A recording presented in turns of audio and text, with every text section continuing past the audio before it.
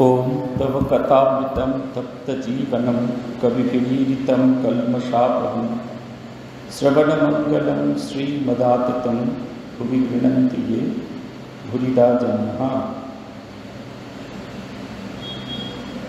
আমাদের আজকের কথামৃতের এই অধিবেশনটা আমাদের কাছে বিশেষ গুরুত্বপূর্ণ। আজকে এই অধিবেশন আমরা যে কথামৃত পাঠচক্র চালাচ্ছিলাম মন্দির থেকে এটির ৩০তম পর্ব, এবং আমার দ্বারা পরিচালিত এই অনলাইন কথামৃতের এটাই অন্তিম পর্ব। আপনারা অনেকেই জানেন যে আমাকে এখান থেকে বদলি করে দেওয়া হয়েছে। আমাকে এখন যেতে হবে আমার নতুন কেন্দ্র রামকৃষ্ণ মিশন আশ্রম রামহরিপুর, এবং এরপরে আর অন্য কোনো সপ্তাহ বাকি নেই যেদিনকে আমরা এটা করতে পারবো। আমার পরে যিনি আসবেন পূজনীয় স্বামী মুক্তি প্রদানন্দজি মহারাজ, তিনি এসে যদি আবার করেন তাহলে মন্দির থেকে হবে, নাহলে আমরা যেরকম অনলাইনে ক্লাস করি এরপরের অংশ থেকে কথা বলতে তাতে অনলাইন ক্লাস হবে। আপনারা যারা অনলাইনে শোনেন তারা অনলাইনে যোগ দিতে পারবেন, এবং যারা ইউটিউবের ক্লাসটা শোনেন তারা ইউটিউবে এর অডিও রেকর্ডিং দেখে নিতে পারবেন। এটার কোনো ভিডিও রেকর্ডিং প্রেজেন্ট করা সম্ভব হবে না। আমরা পড়ছি শ্রী শ্রী রামকৃষ্ণ কথামৃত, 27 অক্টোবর 1882 খ্রিস্টাব্দের সময়ের ঘটনা। ঠাকুর চলেছেন কেশবচন্দ্রের সঙ্গে নৌকা বিহারে, এবং সেই নৌকা বিহারে সেই অনেক ব্রাহ্মণ ভক্তরাও আছেন সেখানে। শ্রীরামকৃষ্ণ বলছেন যে এই কোচবিহার বিবাহ এটি নিয়ে কেশবচন্দ্র সেন এবং বিজয়কৃষ্ণ গোস্বামীর ভিতরে মতভেদ হয়েছিল, এবং মতভেদ হওয়ার জন্যই সেখানে আর দুজনের ভেতরে সম্পর্ক নেই। বলছেন যে বিষয় নিয়ে দুজনের ভেতরে মতভেদ হয়েছিল সেই মতভেদ হয়তো কেটে যাবে, কিন্তু যেরকম রামচন্দ্রের সেনা বানর সেনা এবং শিবের রামের শিব, এই ভূত প্রেতে যেরকম কখনো ঝগড়া নিরন্তর ঝগড়া চলত, সেরকম ঝগড়া এদের ভেতরে চলতে থাকবে। মূল বিষয়টা ঠিক হয়ে গেল এটি এরকমভাবে কন্টিনিউয়াসলি চলতে থাকবে। আমরা এখানে কি শেষ করেছিলাম, ঠাকুর বলছেন যে আপনার লোক তো এরূপ হয়ে থাকে।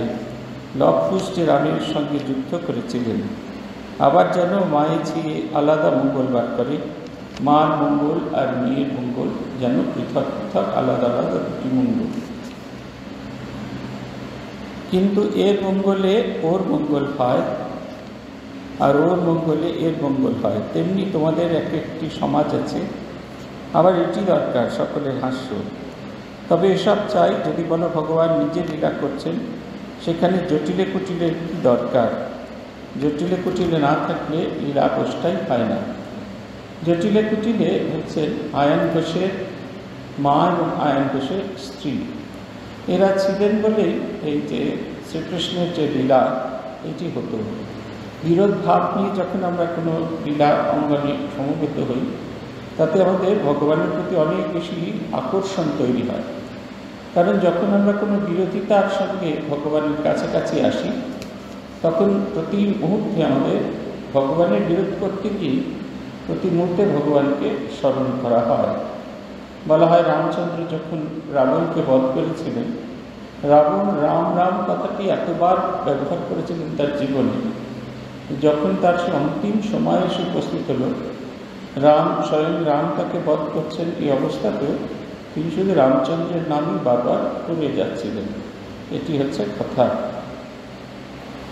আমাদের এরকম জিনিস আমরা দেখতে পাই, এবং এই ভগবান এটি রাখেন তার লীলাকে চালু করার জন্য, তার লীলাকে আরও আকর্ষণীয় করার জন্য। দেখবেন আমাদের যখন কোনো নাটক হয়, নাটকের মাঝে মাঝে কমিক চরিত্র থাকে, খুব সিরিয়াস ডিসকাশন, সিরিয়াস ভাবনা চিন্তা চলছে, তারই মাঝখানে কমিক চরিত্র এসে এই সিরিয়াসনেসটাকে একটু লাইট করে দেয়, আর এই লীলাটিকে আরও বেশি আকর্ষণীয় করে দেয়।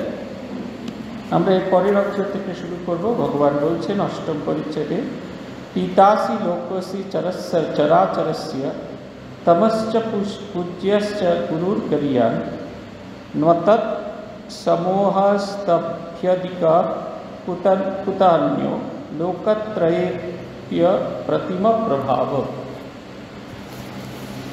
पीतोसि लोकोसि चराचरस्य तमस्य पूजाश्च गुरुर्गरियान् न तत् समोहस्तभ्यधिका कुतन्यो लोकत्रयप्य अप्रतिम प्रभाव।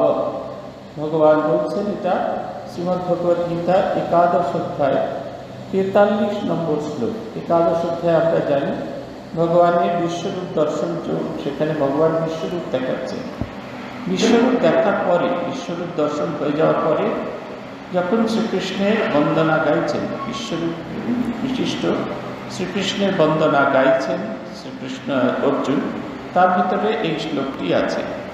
বলা হচ্ছে যে পিতাসি লোকস্য চরাচরস্য, তাকে পিতা বা এই জগতের বিশ্বের পিতা বলছেন। লোকস্য চরাচরস্য, আপনি এই জগতের সমস্ত সবার পিতা পিতৃস্বরূপ, আপনার থেকে এই জগৎ সৃষ্টি হয়েছে।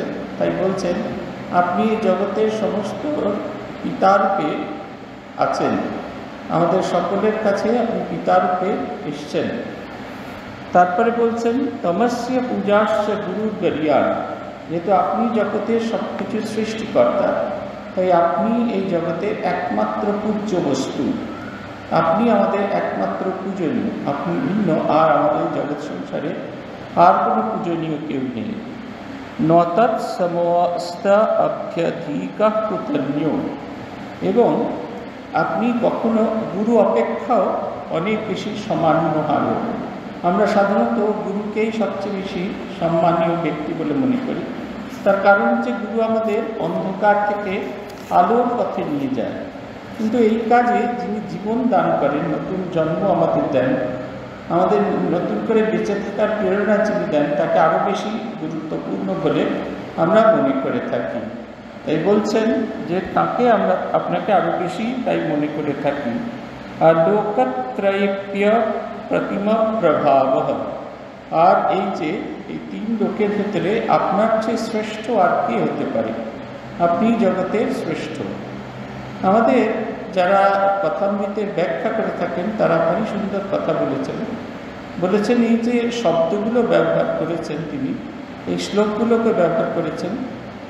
বলছেন যে জগৎ সংসারে আপনি একমাত্র সবচেয়ে পূজনীয়, আপনার চেয়ে পূজনীয় আর এই জগৎ সংসারের কেউ হতে পারে না, আপনি এই জগতের সবচেয়ে পূজনীয়।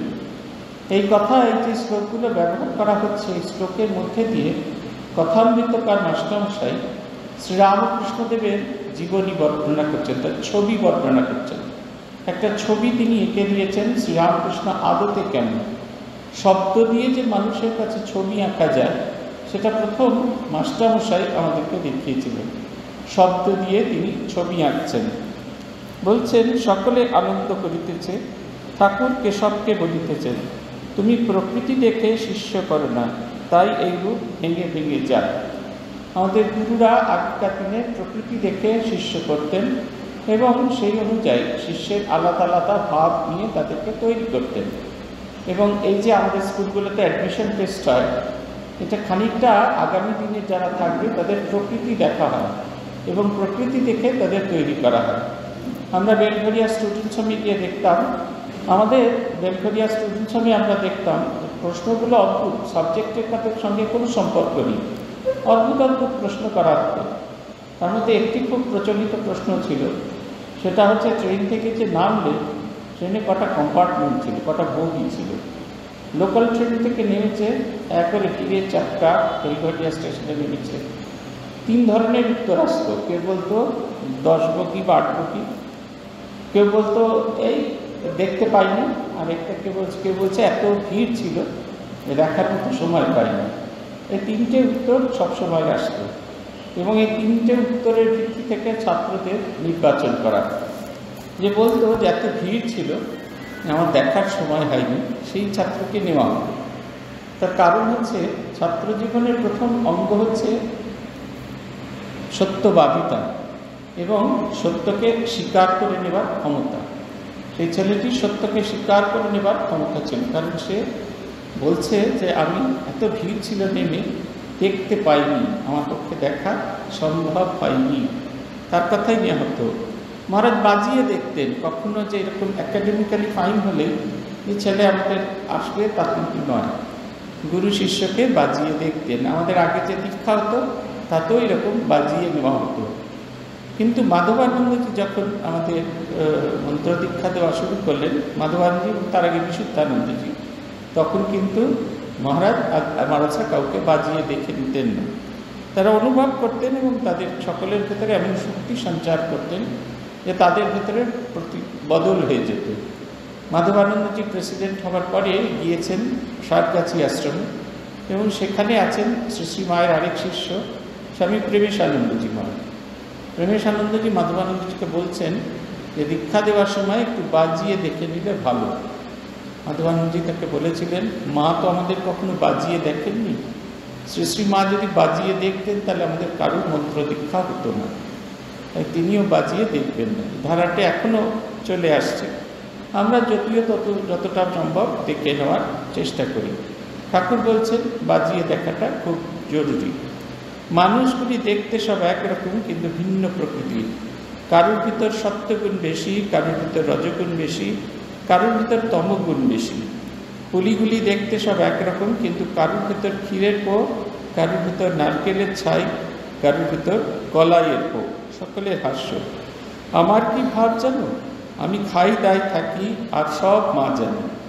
আমার 3 কথাতে গায়ে কাঁটা বেঁধে, গুরু, কর্তা আর বাবা। গুরু এক সচ্চিদানন্দ, তিনিই শিক্ষা দিবেন আমার সন্তান ভাব। মানুষ গুরু মেলে লাখ লাখ, সকলেই গুরু হতে চায়, শিষ্য হতে চায় কজন। এর ভিতরে আবার সেই আমাদের পুরনো প্রসঙ্গটি আসছে, যারা ভগবানকে চাইতে এসেছেন, এরকম চাইবার প্রার্থী যারা আছেন, তারা সব দেখতে একরকম, কিন্তু ভেতরটা কীরকম সেটা ভেতরটা যদি যথেষ্ট সরেস না হয়, তাহলে কিছুতেই তাদের দিয়ে আর যাই হোক তাদের দিয়ে ভগবানের দিকে তাদের নিয়ে যাওয়া সম্ভব হয় না। কখনোই তাদের ভগবানের দিকে নিয়ে যাওয়া সম্ভব হয় না। সেই কারণে তারা অন্যরকমের হয়ে থাকে, অন্যরকমের ভাবের হয়ে থাকে। তাই তিনি বলছেন যে ভেতরের বাইরের দেখতে একরকম, কিন্তু ভেতরের এগুলো আলাদা আলাদা। যার ভেতরে যেরকম সার বস্তু আছে সে সেরকম গেলে ঠিক সেরকম হবে, তার ভেতরটা সেরকম হবে। যার ভেতরে সরেশ বস্তু আছে, সরেশ বস্তু অন্তরে যখন মন্ত্র পাওয়া যাবে, ভগবানের কৃপা পাওয়া যাবে, তাতে সেটা ফল দেবে এবং সেটা অনেক ভালো কাজ হবে।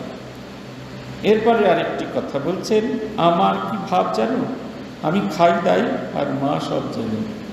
পূজনীয় বীরেশ্বরানন্দজি মহারাজ যখন মন্ত্র দীক্ষা দিতেন, দীক্ষা দেওয়ার আগে তিনি একবার ঠাকুর মা স্বামীজি পায়ে অর্ঘ্য দিতেন। আর দীক্ষা যখন শেষ হয়ে যেত, গুরু পূজা সব শেষ হয়ে যেত, আবার ঠাকুর মা স্বামীজির কাছে গিয়ে তিনি অঞ্জলি প্রদান করতেন। এইটি পূজনীয় মহারাজকে জিজ্ঞাসা করা হয়েছিল। উত্তরটা ভারী সুন্দর ছিল। তিনি বললেন, আমি যারা আজকে মন্ত্র পেল তাদের ফুল হিসেবে ভগবানের পাদপদ্মে নিবেদন করি। আমি তাদের গুরু নই, তাদের গুরু হলেন ঠাকুর। তাদেরকে সবাইকে ঠাকুরের পায়ে নিবেদন করে দিই। তাদের আত্মবিকাশের দায়িত্ব, সমস্ত কিছুর দায়িত্ব তাঁর। ঠাকুরকে বলি, ফুল তোমার পাদপদ্মে উৎসর্গ করলাম, এবার তুমি এদের গ্রহণ করে এদের জীবনকে বদল করে দাও। এই যে তিনি যে গুরু, এর থেকে এই ভাবনা চিন্তা থেকে তিনি নিজেকে সম্পূর্ণ পৃথক রেখেছেন। নিজে বলছেন না, 3টি কথায় আমার গায়ে কাঁটা বেঁধে, 1 হচ্ছে গুরু, 2 হচ্ছে কর্তা, আর 3 হচ্ছে বাবা। এই কর্তা হচ্ছে, এটা এই যে সম্প্রদায় ছিল কর্তা ভজা সম্প্রদায়, এই গুরুরই প্রতিশব্দ হচ্ছে কর্তা। কর্তা ভজা সম্প্রদায় বলা হয় যিনি ঈশ্বর তিনি অলক্ষ্যে থাকেন, তাই তাকে আলেকলতা বা অলেক বলা হয়। আর তাঁর যে প্রতিনিধি যিনি সকলকে রক্ষা করেন তিনি হলেন গুরু। আর এই গুরুকে যারা ভজনা করেন, গুরু বা কর্তা, তাদেরকে বলা হয় কর্তা ভজা। সম্প্রদায়ের এটি একটি বৈশিষ্ট্য। সম্প্রদায়ের বৈশিষ্ট্যটি হলো এই, উচ্চ বেদান্তের তত্ত্ব সাধারণ মানুষের ভাষায় বলা, সাধারণ সমাজীদের ভিতরে এই কথা বলা হচ্ছে। আর বাবা হচ্ছে বৈষ্ণব সম্প্রদায়, তারা তাদের গুরুকে বাবা বলে। বলছেন এই 3 জিনিসে আমার গায়ে কাঁটা বিধে, আমি এটা কোনোটাই নই, আমি গুরুও নই, আমি কর্তাও নই, আমি বাবাও নই, আমি মায়ের সন্তান, আমি খাই দাই আর মা সব জানে। দেখুন কি অদ্ভুত নির্ভরতার কথা। প্রভু মহারাজ বলছেন না, আমি এদের মন্ত্র দীক্ষা দিইনি, এদেরকে সবাইকে শ্রীরামকৃষ্ণের শ্রীপাদপদ্মে অঞ্জলি রূপে উৎসর্গ করে দিয়েছি। এখন তাঁর কাছে প্রার্থনা তিনি যেন এদের আধ্যাত্মিক জীবন পরিচালনা করে। বলছেন গুরু হচ্ছেন এক, সেই সচ্চিদানন্দ ভগবান গুরুর ভেতর দিয়ে, যে মানুষ গুরুকে আমরা দেখি তার ভেতর দিয়ে তিনি আসেন। একবার একটি ঘটনা আমরা শুনছিলাম, দিনাজপুর কেন্দ্রে দীক্ষা দিতে গিয়েছেন স্বামী পূর্ণাত্মানন্দজি মহারাজ। সেখানে একটি ঘটনা, তিনি দীক্ষা দেওয়ার জায়গায় বসেই বলছেন এখানে কেউ একজন আছে যার দীক্ষা হয়ে গেছে, তিনি উঠে যান। তিনি কিন্তু উঠলেন না। তারপরে মহারাজ বললেন যদি না উঠো তাহলে নাম বলে দিন। তখন একজন ভদ্রলোক উঠে চলে গেলেন। আমাদের বিভাত্মানন্দজি যখন অধ্যক্ষ হয়ে গেলেন, তিনি এই ঘটনাটি শুনেছেন, শুনে এটি ক্ল্যারিফাই করার জন্য পূজনীয় স্বামী পূর্ণাত্মানন্দজিকে এই ঘটনাটি বলছিলেন। পূজনীয় মহারাজ বললেন হ্যাঁ ঠিকই, তবে যিনি গুরু দেন, যিনি মন্ত্র দেন, আমি সে লোক নই। এই ঘটনাটি আমি একজন আমাদের এখন যারা দীক্ষা দেন তাদের মধ্যে একজনকে ঘটনা প্রসঙ্গে কথাটা বলছিলাম। আমরা তখন সকালে জল খাবার খাচ্ছিলাম মহারাজের সঙ্গে, মহারাজ আমার পাশেই বসেছিলাম, মহারাজকে বলছিলাম। এবং যখন খাওয়া চলছে তখন আচমকা যখন কথাগুলো বলা হচ্ছে আবেগের বশে মহারাজ বলে ফেলেছেন, ঠিকই তো বলেছে, যে লোকটা দীক্ষা দেয় সে আমি নই। বলেই উনি খানিকক্ষণ চুপ করে তাকিয়ে থাকলেন।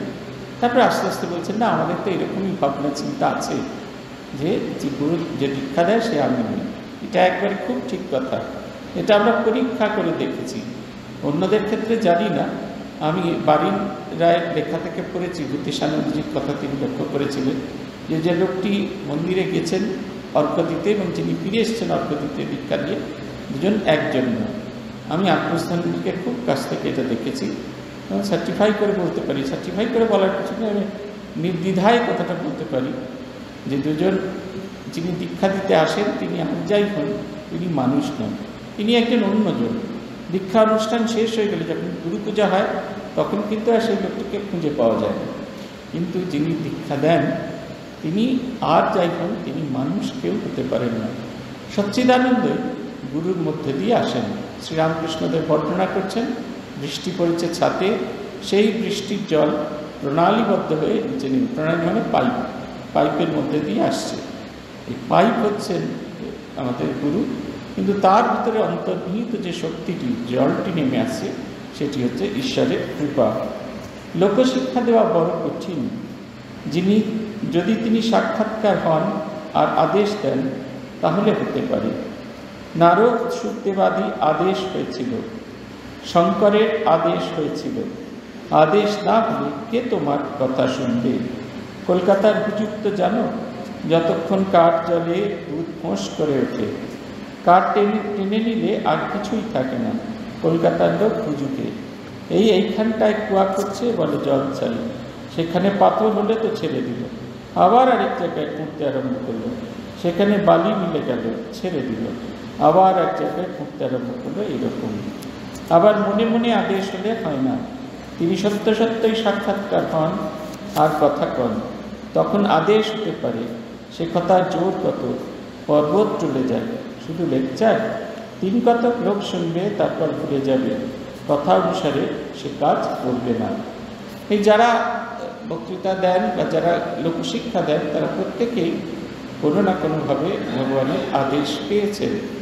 ভগবানের আদেশ পেলে ভগবানের এই আদেশ অনুযায়ী যখন আমরা কাজ করি তখন সেই কথার ভিতরে ভগবানের একটি শক্তি বিরাজ করে। বলছেন যেমন তেমন আদেশ নয়, প্রত্যক্ষ হয়ে আদেশ নেন। তিনি ঈশ্বরের দর্শন পেয়েছেন এবং তিনি বলছেন। অনেকে আমাদের জিজ্ঞাসা করেন, আমরা যারা রামকৃষ্ণ মিশনের সন্ন্যাসীরা এইরকম বলে থাকি, বিভিন্ন সভায় বলে থাকি, মন্দিরেতে ক্লাস নিয়ে থাকি, আমাদের আদেশ কোথা থেকে এসেছে? আমরাও আদেশ পেয়েছি। আদেশটা অন্য কারণ নয়, তাহলে সংঘের আদেশ। স্বামী বিবেকানন্দ বলেছিলেন যে রামকৃষ্ণ সংঘ হচ্ছে শ্রীরামকৃষ্ণের শরীর। যখন সংঘ আমাদের আদেশ করে অমুক জায়গায় বলবেন, সেটি আদতে শ্রীরামকৃষ্ণের আদেশ।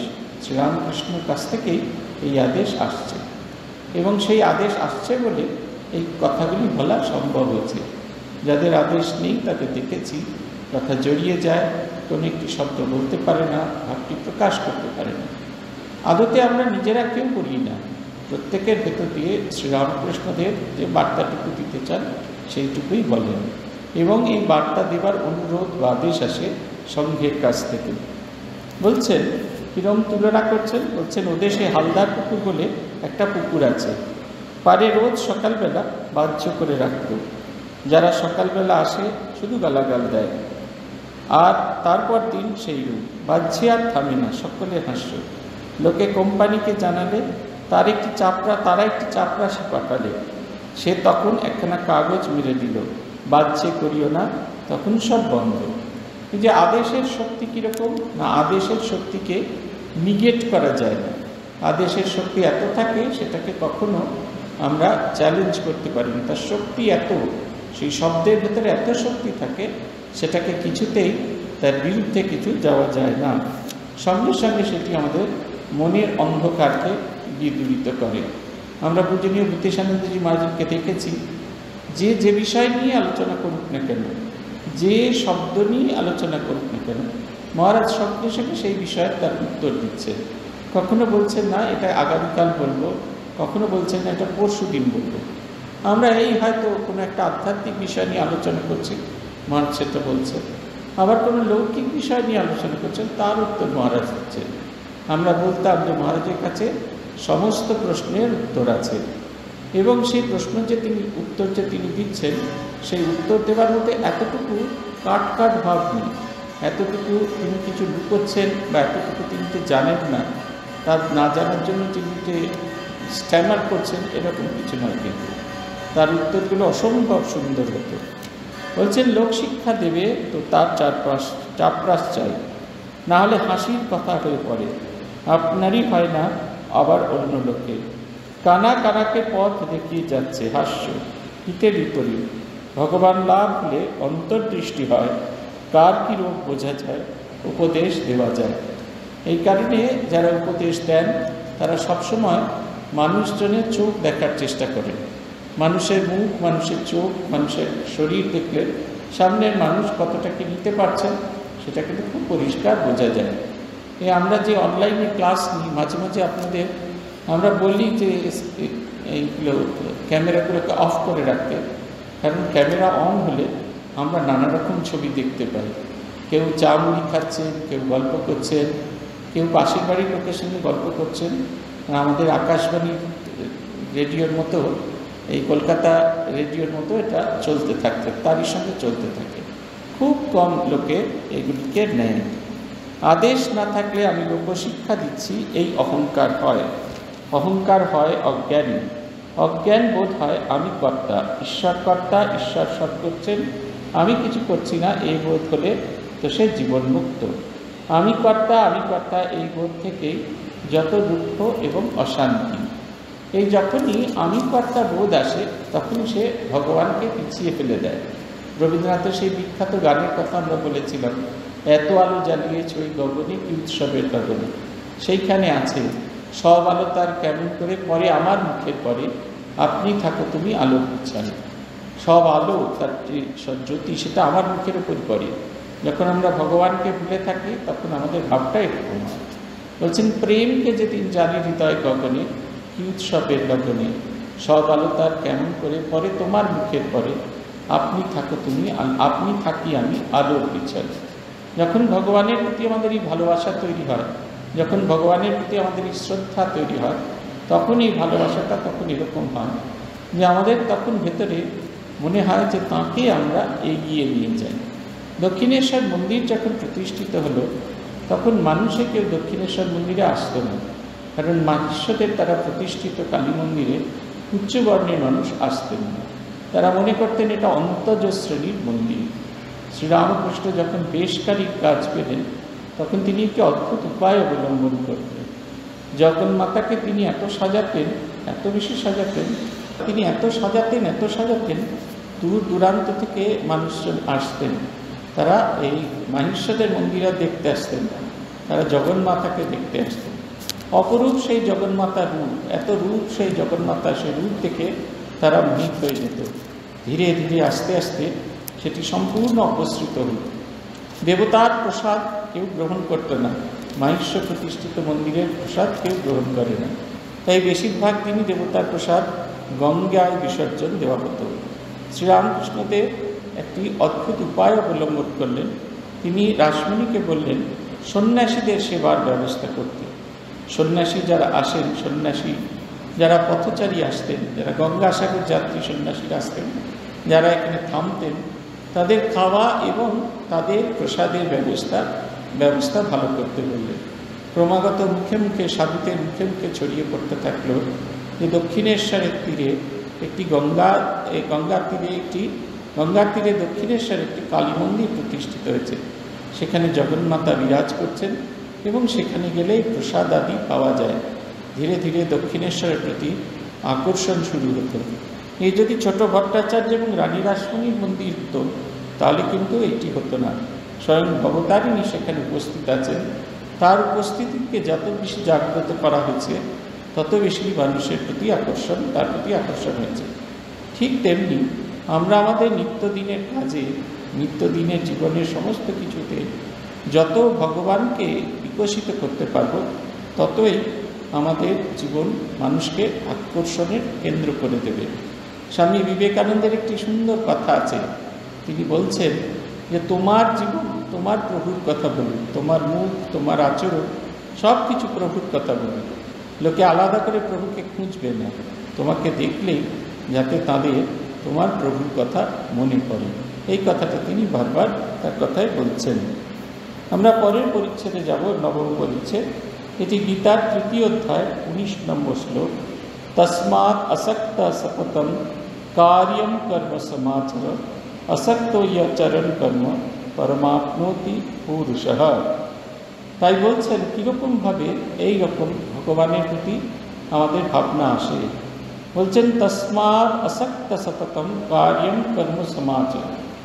সমস্ত রকমের আসক্তি পরিত্যাগ করে তুমি ঈশ্বরের কাজ করছো, এই জ্ঞানে তুমি কাজ করে যাও। যখন তুমি এইভাবে কাজ করতে পারবে আসক্তিয়াহি চরণ কর্ম পরমাপ্নোতি পুরুষ।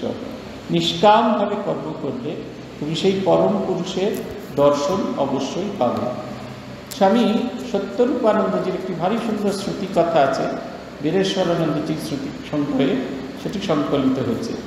তিনি একবার পূজনীয় বীরেশ্বরানন্দজি মহারাজকে জিজ্ঞেস করছেন, আমরা যে কাজ করি সেটা তো নিষ্কাম কর্ম করি। স্বামীজি বলে গেছেন নিষ্কাম কর্ম করলে আমাদের মুক্তি হবে। তাহলে তো মহারাজ এটা নিশ্চিত যে আমাদের মুক্তি হবে। পূজনীয় প্রভু মহারাজ খানিকক্ষণ হাসলেন, তারপর জিজ্ঞেস করলেন, তুমি বোঝো নিষ্কাম কর্ম বলতে কী বোঝায়? তিনি বললেন, না, আমি বুঝি না। নিষ্কাম কর্ম বলতে বোঝায় সতত সর্বাবস্থায় এবং সচেতনভাবে সব কাজের মধ্যে ভগবানের স্মরণ করা। বেশিরভাগ ক্ষেত্রে আমরা ভগবানের কাজ করি, কিন্তু কাজ করতে গিয়ে কখন আমিটা এসে ঢুকে যায় সেটা আমরা চিন্তা করি না। কেউ কেউ আমরা অভ্যাস করি যে ভগবানের নাম করতে করতে কাজ করিও বটে, কিন্তু ভগবানের নাম করবার সময় ভগবানকে চিন্তা করার কথা আমাদের মনে আসে না। এই বলছেন কাজটা খুব কঠিন। নিষ্কাম কর্ম কীরকম? এই কাজ আমার নয়, এটি সম্পর্কে সম্যক ধারণা করা। প্রভু তোমার হয়ে কাজ করছেন, তাকে স্মরণ করা, আর তার কাজ করতে করতে তাকে নিয়মিত তার মন্ত্ররূপী তাকে স্মরণ করা, যাতে আমার ভিতরে যে মানুষটা আছে সে যেন আরও পরিষ্কার হয়। এই অনাসক্ত কথাটা আমরা বলে থাকি, কিন্তু আসক্তি যে কোনভাবে আমার ভেতরে আসছে আমরা তাই বুঝতে পারি না। এই অনাসক্ত কর্ম করার সবচেয়ে বড় ভালো উদ্দেশ্য হচ্ছে তাঁকে প্রত্যক্ষ জ্ঞান করে, তিনি আমার সামনে বসে আছেন সেই জ্ঞান করে কাজ করা। পূজনীয় সুকুমার মহারাজ তিনি আমাদের বলেছিলেন বৈদ্যনাথানন্দকে, যখন আমরা গুরু গণেশাদি পঞ্চদেবতার পূজা করতাম, ধ্যানে যে মন্ত্র বলা আছে সেটি বলবার কথা আমরা চিন্তা করতাম। কারুর খেদারূপ মনে হতো, কারুর পচারূপ মনে হতো। এটা তিনি সরিয়ে নেওয়ার একটা ভারী সুন্দর উপায় বলেছিলেন। কল্পনা করবি ঠাকুরই গুরুরূপে তোর সামনে এসে বসেছেন, তিনি তোর সামনে ছবিতে বা মূর্তিতে বসে আছেন, তুই তার পূজা করছিস। তার ভেতরে সিদ্ধিদাতার ভাব এসেছে, জাগ্রত হয়েছে, আর তিনি গণেশ রূপে তোর কাছে পুজো নিতে এসেছেন। তার সারা শরীর দিয়ে করুণার ধারা আলো ছড়ে করছে, তিনি শিব রূপে তোর কাছে এসেছেন। তার সারা শরীর দিয়ে জ্যোতিরূপ খসে পড়ছে, তিনি সূর্য রূপে তোর কাছে এসেছেন। তার মাতৃভাবের বিকাশ হয়েছে, তিনি জগন্মাতার রূপে তোর কাছে পুজো নিতে এসেছেন। আর তার ভেতরে জগৎ পালক শক্তি বিরাজ করছেন, আর তাই তোর সামনে বিষ্ণু রূপে পূজা গ্রহণ করছেন। যখন আমরা কল্পনা করে নিই আমাদের সামনে ঠাকুর বসে আছেন এবং তার এই রূপটির মধ্যে আমরা যা ধ্যান করছি, সেই রূপটি তার ভিতরে প্রকাশিত হচ্ছে, তখন আমরা খুব সহজে তার পূজা করতে পারি, আমাদের আলাদা করে কোনো কিছু ধ্যান করতে হয় না। শ্রীরামকৃষ্ণ কেশবাদী ভক্তের প্রতি, তোমরা বলো জগতের উপকার করা, জগৎ কি এতটুকু কার? আর তুমি কে যে জগতের উপকার করবে? তাকে সাধনার দ্বারা সাক্ষাৎকার করো, তাকে লাভ করো, তিনি শক্তি দিলে তবে সকলে হিত করতে পারো, নচেত নয়। একজন ভক্ত বলছেন, যতক্ষণ না লাভ হয় ততদিন কি সব কর্ম ত্যাগ করবো? শ্রীরামকৃষ্ণ বলছেন, না, কর্ম ত্যাগ করবে কেন? ঈশ্বরের চিন্তা, তার নাম গুণগান কর্ম, তার নাম গুণগান, নিত্যকর্ম এসব করতে হবে। ব্রাহ্মভক্ত জিজ্ঞেস করছে, সংসারের কর্ম, বিষয় কর্ম? ঠাকুর বলছেন, হ্যাঁ, তাও করবে, সংসার যাত্রার জন্য যেটুকু দরকার, কিন্তু কেঁদে নির্জনে তার কাছে প্রার্থনা করবে যাতে এই কর্মগুলি নিষ্কামভাবে করা যায়। আর বলবে, হে ঈশ্বর, তুমি আমার বিষয়কর্ম কমিয়ে দাও, কেননা ঠাকুর দেখছি যে বেশি কর্ম জুটলে তোমায় ভুলে যাই, মনে করছি নিষ্কাম কর্ম করছি, কিন্তু সকাম হয়ে পড়ে। হয়তো দান সদাব্রত বেশি করতে গিয়ে লোকমান্য হতে ইচ্ছা হয়ে পড়ে। এরপরে খুব একবারে দারুণ একটি উদাহরণ দিয়েছেন। বলছেন, শম্ভু মল্লিক হাসপাতাল, ডাক্তারখানা, স্কুল, রাস্তা, পুষ্করিণীর কথা বলছিল। আমি বললাম, সমুখে যেটা পড়লো না করলে না, সেটাই নিষ্কামভাবে করতে হয়। ইচ্ছা করে বেশি কাজ জড়ানো ভালো নয়, ঈশ্বরকে ভুলে যেতে হয়। কালীঘাটে দানই করতে লাগলো, কালী দর্শন আর হলো না। আগে জোশো করে ধাক্কাধাক্কি খেয়েও কালী দর্শন করতে হয়, তারপর দান যত করো আর না করো, ইচ্ছা হয় খুব করো, ঈশ্বর লাভের জন্যই কর্ম। শম্ভুকে তাই বললাম, যদি ঈশ্বর সাক্ষাৎকার হন তাকে কি বলবে কতগুলো হাসপাতাল, ডিসপেন্সারি করে দাও? ভক্ত কখনো তা বলে না, বরং বলবে, ঠাকুর আমার পাদপদ্মে তো আমায় পাদপদ্মে স্থান দাও, নিজের সঙ্গে সর্বদা রাখো, আর পাদপদ্মে শুদ্ধা ভক্তি দাও। এটি হচ্ছে আসল কথা। আমাদের হেডকোয়ার্টার্সে একটা ভারী সুন্দর কথা লেখা ছিল, সেটা ছিল এই, do what you can, then do what is possible, you see you are doing impossible. নতুন করে কিছু করার দরকার নেই, যেটা করা সম্ভব সেটি প্রথমে করতে বলেছেন, তারপরে যেটি আরেকটু সম্ভব সেটি করতে বলেছেন, এবং সেটি করলেই অদ্ভুত পরিবর্তন দেখা দেবে। আমরা দেখতে পাবো আমাদের শক্তির চেয়েও বেশি কাজ আমরা করে উঠতে পারছি। ভগবানের সেবা পূজা করবার উদ্দেশ্যই হচ্ছে ভগবানকে চিন্তা করা, সেই কাজের ভেতর দিয়ে তাকে চিন্তা করা। আমরা বলেছিলাম বিগত দিন অচলানন্দজির কথা। অচলানন্দজি কাশী সেবাশ্রমে প্রতিষ্ঠা করেন। তিনি জিজ্ঞাসা করছেন ব্রহ্মচারীদের, আজকে তোমার ওয়ার্ডে কতজন নারায়ণ এসেছে? একজন বললেন 5 জন নারায়ণ, আর আরেকজন ব্রহ্মচারী বললেন 3 জন পেশেন্ট এসেছেন। মহারাজ খানিকক্ষণ গম্ভীর হয়ে থাকলেন, বললেন, নারায়ণ নারায়ণ বলতে বলতে তোমার ভেতরে দুটো পরিবর্তন আসবে। তুমি যখন মনে করবে নারায়ণের সেবা করছো, তখন তুমি তোমার সেরাটি দেবে। আপনারা যখন পুজোর জন্য বাজার করেন তখন খারাপ ফল কেনেন, তখন তো সেরা ফলটি কেনেন, সেরা ধূপ কেনেন, সেরা মিষ্টি কেনেন। ঠিক সেই রকম সামনের মানুষটাকে নারায়ণ গানে সেবা করলে আমরা আমাদের সেরাটা উজাড় করে দিই। আর দ্বিতীয় কীরকমভাবে হয়, যখন সেই মানুষটি আমাদের কাছ থেকে সেবা পান, তখন তার মনে হয় ঈশ্বর কত করুণাময়, ঈশ্বর কত প্রেমময়, তখন তার ভগবানের কথা মনে পড়ে। আমারও যেমন নারায়ণ নারায়ণ চিন্তা করতে করতে নারায়ণের ভাবনা আসে, ঠিক তেমনি তাঁরও সেবা পেতে পেতে ভগবানের কৃপার কথা মনে পড়ে, ভগবানের করুণার কথা মনে পড়ে। এই নিষ্কাম কর্মের এই যে টুয়াইস ব্লেসেড দিক, এটি আমাদের অচলানন্দজির জীবন থেকে আমরা দেখেছি। কিন্তু কোনোভাবেই কোনো জিনিস বাড়ানো উচিত নয়, যতটুকু করা সম্ভব ততটুকুই করা দরকার। আমাদের যে রিলিফ সার্কুলার আসে, সেই রিলিফ সার্কুলার ভারী সুন্দর করে এই ভাবটি বলা থাকে। বলা হয় প্রথমে প্রাইমারি রিলিফ করতে, যেটা প্রয়োজন, আশু প্রয়োজন। মানুষ নিরন্ন আছে, মানুষ বাসস্থানহীন হয়ে আছে, তাদের বাসস্থানের ব্যবস্থা করতে হবে, তাদের খাবার ব্যবস্থা করতে হবে। এইটি হয়ে যাওয়ার পর যখন সব স্থিতাবস্থা তৈরি হবে, তখন তাদের জন্য অন্য কথা। তারপরে সেকেন্ডারি রিলিফ। আবার সেকেন্ডারি রিলিফের দুটো ভাগ আছে, একটা হচ্ছে শুধুমাত্র ড্রাই ডোর দিয়ে ছেড়ে দেওয়া, আরেকটা হচ্ছে তার জন্য পুনর্বাসন তৈরি করা, রিহ্যাবিলিটেশন প্রজেক্ট। ৭৮ সালের বন্যা হলো, ভয়ঙ্কর বন্যা হয়েছিল। আপনারা যারা পুরনোরা আছেন তারা জানেন, পশ্চিমবঙ্গে ভয়ঙ্কর বন্যা হয়েছিল। হুগলি জেলার বালি দেওয়ানগঞ্জ অঞ্চল, কামারপুকুর, ঋষভ অঞ্চল, গোঘাট সমস্ত জলের তলায় চলে গিয়েছিল। তার মধ্যে বালি দেওয়ানগঞ্জ গোটা গ্রামটাই জলের তলায় চলে গিয়েছিল। এবং এত পুরু মোটা, তার উপর বালি, নদীর বালি যখন নদী স্বাভাবিক হয়ে গেল, তাতে এমন পুরু বালি হয়ে জায়গাটা ঢেকে গেছিল যে নতুন করে সেই গ্রামকে খুঁজে পার করা কঠিন হয়েছিল। তখন শুরু হলো একটি নতুন প্রকল্প, সেটা হচ্ছে এই পুনর্বাসন প্রকল্প। গোটা গ্রাম তৈরি হলো, স্কুল তৈরি হলো এবং একটি পুনর্বাসন কেন্দ্র হলো। ভবিষ্যতে যদি এরকম কখনো এইরকম প্লাবন আসে, তাহলে অন্তত দোতলার চেয়ে উঁচু সমান সেই সাইক্লোন শেল্টারে সেইখানে মানুষ এসে থাকবে।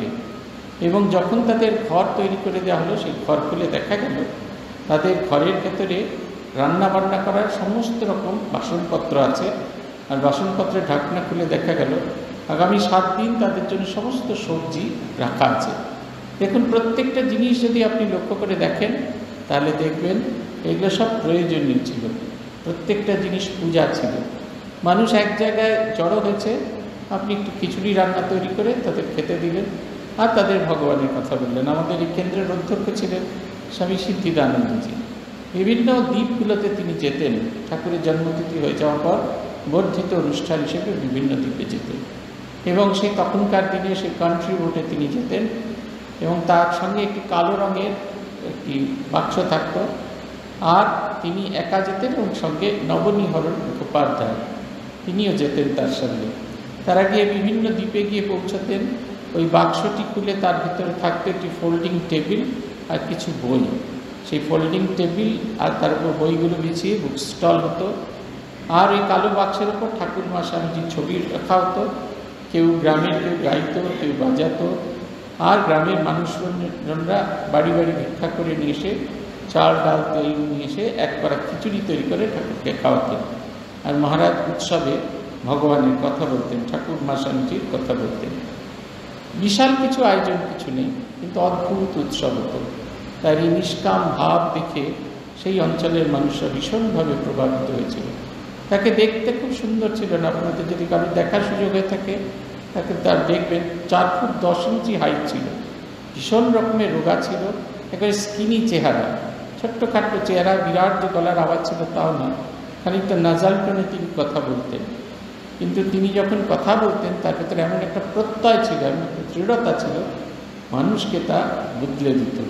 তিনি তার অনুভবের কথা, শ্রীরামকৃষ্ণ, মা শারদা এবং স্বামীজির শিবজ্ঞানের জীবসেবার কথা এমনভাবে বলতেন, ওই দ্বীপ সমূহ থেকে অনেকেই সাধু হতে এসেছে।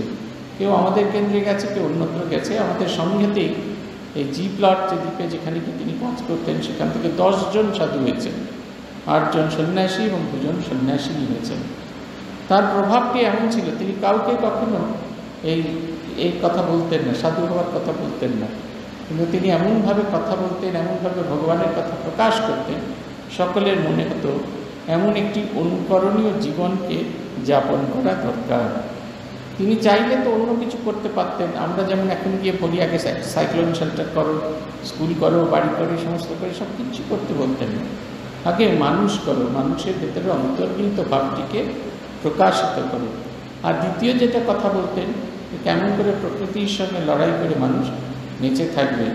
ওই অত ঝড়ঝাপটা বৃষ্টির ভেতরে কেমন করে স্কুল কলেজ তৈরি করে মানুষ শিক্ষার প্রসার করবে, এটি হচ্ছে কথা। এখন সেই প্লটগুলোতে গেলে দেখলে খুব দুঃখ হয়। পাকা বাড়ি হয়েছে, ইলেকট্রিসিটি হচ্ছে, সব হয়েছে, স্কুলে পড়বার ছাত্র নেই, আর স্কুলে পড়ানোর মাস্টারমশাইও নেই। দ্বীপগুলোর হয়তো বাহ্যিক তার অনেক বিকাশ হয়েছে, কিন্তু তার অন্তর্নিহিত বিকাশ প্রায় শূন্যর দিকে নামতে শুরু করেছে। তিনি বলছেন, এই শম্ভু মল্লিকের যখন ঠাকুরের সঙ্গে, শম্ভু মল্লিকের ইচ্ছা ছিল তিনি ডাক্তার হাসপাতাল তৈরি করবেন। তাকে ঠাকুর বললেন যে ভগবানের সঙ্গে দেখা হলে তুমি কি বলবে? ডিসপেন্সারি তৈরি করে দেওয়ার কথা বলবে? না, বলবে তার পাদপদ্মে যেন তোমার মতি হয়। কি সুন্দর কথা বলছেন ঠাকুর, আমায় পাদপদ্মে স্থান দাও, নিজের সঙ্গে সর্বদা রাখো, পাদপদ্মে শুদ্ধা ভক্তি দাও। শেষ করছেন একটি ওয়ার্নিং দিয়ে, আজকে যেখানটা দিয়ে আমরা শেষ করব। বলছেন, কর্মযোগ বড় কঠিন, শাস্ত্রে যে কর্ম করতে বলেছে কলিকালে করা বড় কঠিন। অন্নগত প্রাণ, বেশি কর্ম চলে না। জ্বর হলে কবির চিকিৎসা করতে গেলে এদিকে রোগী হয়ে যায়, বেশি দেরি সয় না। এখন গুপ্ত কলিযুগে ভক্তিযোগ, ভগবানের নাম গুণগান প্রার্থনা। ভক্তিযোগই যুগধর্ম ব্রহ্ম ভক্তদের প্রতি। তোমাদের ভক্তিযোগ, তোমরা হরিনাম করো, মায়ের নাম গুণগান করো, তোমরা ধন্য। তোমাদের ভাব কি বেশ, বেদান্তবাদীদের মতো তোমরা জগৎকে স্বপ্নবৎ বলো না। পুরো ব্রহ্মজ্ঞানী তোমরা নও, তোমরা ভক্ত। তোমরা ঈশ্বরকে ব্যক্তি বলো, এও বেশ, তোমরা ভক্ত। ব্যাকুল হয়ে ডাকলে তাকে অবশ্য পাবে। এই যে ঈশ্বরে কী করে মতি হয়, এই ভাবনাটা যখনই আসবে বাকিগুলি অটোমেটিক্যালি আসবে।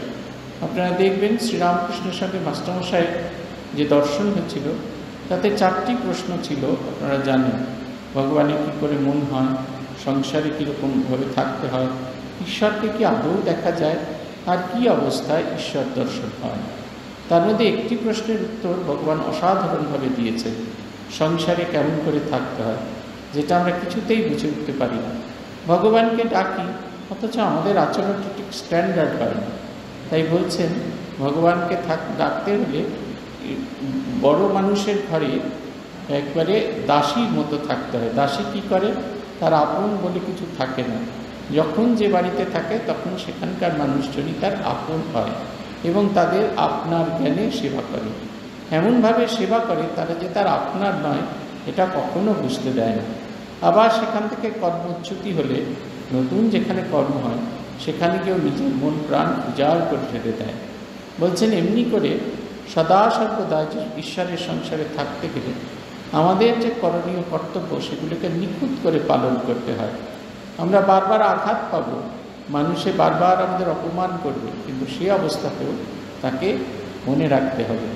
আজকেই পড়ছিলাম শ্রী মায়ের লেখা, মায়ের বলা সিস্টার নিবেদিতা সম্পর্কে কয়েকটি কথা। সেখানে তিনি বলছেন যে গুরু বলেছেন, নিবেদিতার গুরু তাকে ভারতে কাজ করতে বলেছিল। সেই ভেবে শুধু ইংল্যান্ড থেকে তিনি এসেছিলেন। এই সমাজ তাকে গ্রহণ করেনি, তাকে আঘাত করেছে, তাকে অপমান করেছে, তাকে ছোট করেছে, তাকে নীচ দেখিয়েছে, তার সঙ্গে কথা বলেছেন। নিবেদিতা কিন্তু এতটুকু অভিমান করেনি, কারণ সে জানে তার গুরু তাকে এই কাজ করতে বলেছেন। এই কাজ ভিন্ন তার জীবনে আর দ্বিতীয় কোনো কাজ নেই। বলছেন, কতখানি ভালোবাসা হলে আমাদের মেয়েদের যদি এই বলা হতো, তারা বলতেন হয়েই গেছে আমার এই কাজ করতে, একটু অপমানও তারা সহ্য করতে পারতেন না। কিন্তু সিস্টারের কথা বলছেন, সিস্টার নিবেদিতা সিনেমার একটি ঘটনা আছে, সেখানে শৈলবালা, এটা সত্য ঘটনা, শৈলবালা সে বালবিধবা, সে কিছুদিন স্কুলে আসার পরে সে আর স্কুলে আসতে পারে না। সিস্টার গেলেন তাদের বাড়িতে দেখা করতে। তার নিরক্ষর বাবা, তিনি ব্রাহ্মণ, তিনি বলছেন যে আপনাদের এই আমরা মেয়েকে ছাড়তে পারি না। কেন ছাড়তে পারি না? না, এই বাড়ি থেকে গলির মোড় অবধি মেয়ে অরক্ষিত। এই সময়টা কোনো গাড়ি নেই, বাড়ি থেকে বেরিয়েই গাড়িতে উঠতে পারলে ভালো হতো, কিন্তু মাঝখানে একটা গলি পড়ে গেছে।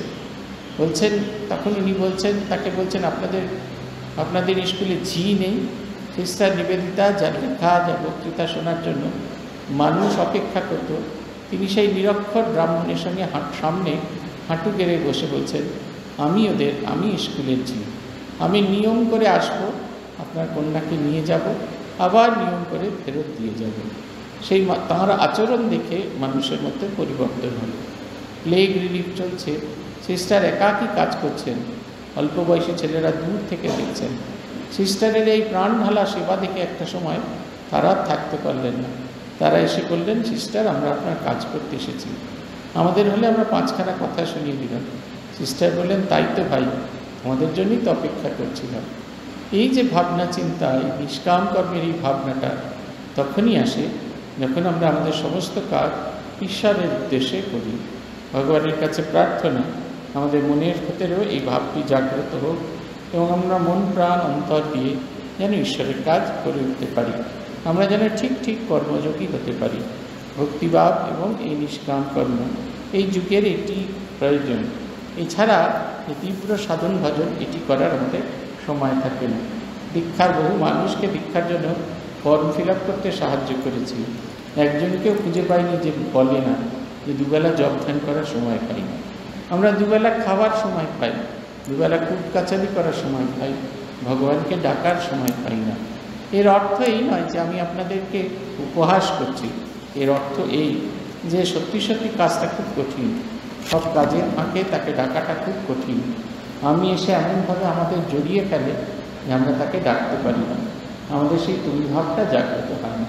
তাই তুমি ভাব জাগ্রত পাওয়ার জন্য তাঁর জন্য নিয়ম করে তাকে ডাকা, অন্তর থেকে ডাকা আর বাইরে থেকে তার নির্দিষ্ট কর্ম করা। এই কাজ এই যে ঠাকুর যে বকলমা দিতে বলছেন গিরিশচন্দ্র ঘোষকে, আদতে এটা গিরিশকে দিতে বলছেন, এটা আমাদের দিতে বলছেন। আমাদের পক্ষে সত্যি সত্যি দুবেলা নির্দিষ্ট করে বলা সম্ভব না যে তোমায় ডাকবো, আর কখন দিন শুরু হয়, কখন কী কাজ করবে তাকে যে ডেকে উঠতে পারবো তাও নয়। কিন্তু তাই তিনি আমাদের কাছ থেকে বকলমা চাইছেন, সব কিছু তার উপর দিয়ে নিজেকে মুক্ত রাখতে, কিন্তু আমার মনটা যেন ভগবানের কাছে দেওয়া থাকে। যখনই কোনো কিছু হবে তখন মনে করতে হবে আমার আর কেউ না থাকুক, আমার একজন ভগবান আছে, আমি তাকে সব দিয়ে নিজে নিশ্চিন্তে আছে, তিনি আমাকে কোনো অবস্থায় ফেলে চলে যাবেন না। আজ এই পর্যন্ত। ওম নিরঞ্জনম নিত্যম অনন্তরূপম ভক্তান কম্পাধৃত বিগ্রহম বৈ ঈশাবতারম পরমেশ্বরিত্যম তং রামকৃষ্ণম শিরসা নমামি। ओम शांति शांति शांति। हरि ओम तत्सत्। श्री रामकृष्णार्पणमस्तु।